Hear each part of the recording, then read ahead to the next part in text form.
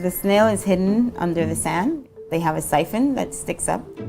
The siphon is kind of like a nose. It can smell if there's prey in the water. Then the proboscis comes out, and it's kind of like a tongue. And on the tip of the tongue is a harpoon, which is filled with venom. And then when they harpoon the prey with the venom, their venom has things in them that will shut down everything, basically, in the prey. Blood sugar, locomotion. The prey then instantly becomes paralyzed. Its mouth or rostrum opens really wide, and it will then engulf a fish or a worm completely whole.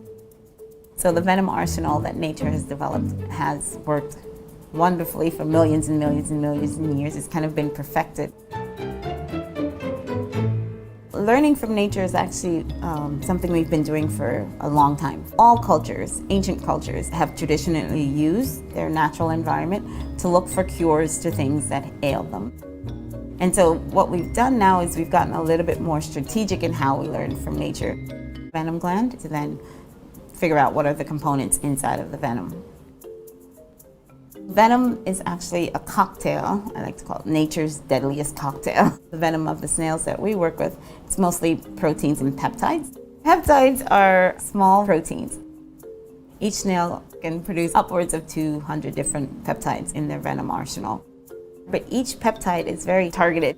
They come in and they can block specific function of the prey.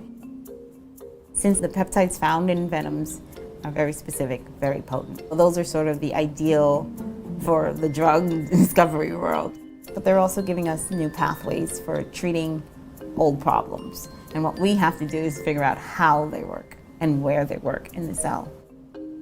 Once we have identified which peptide we want to work on, we create it in the lab.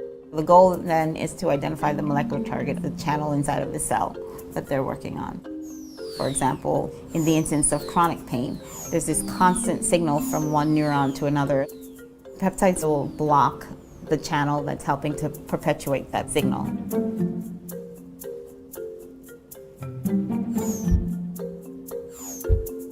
Cancer cells, like normal cells, they have these different channels on them that the peptides could target. In cancer, tumor cells are proliferating, and there's a signal that's sort of gone crazy.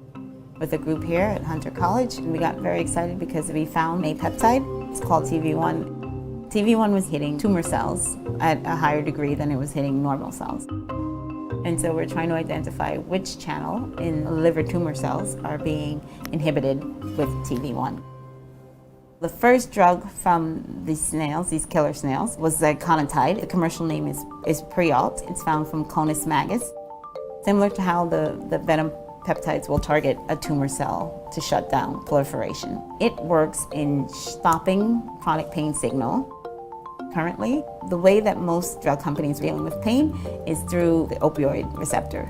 And the big major side effect is addiction. With Prialt, you don't have the side effect of addiction.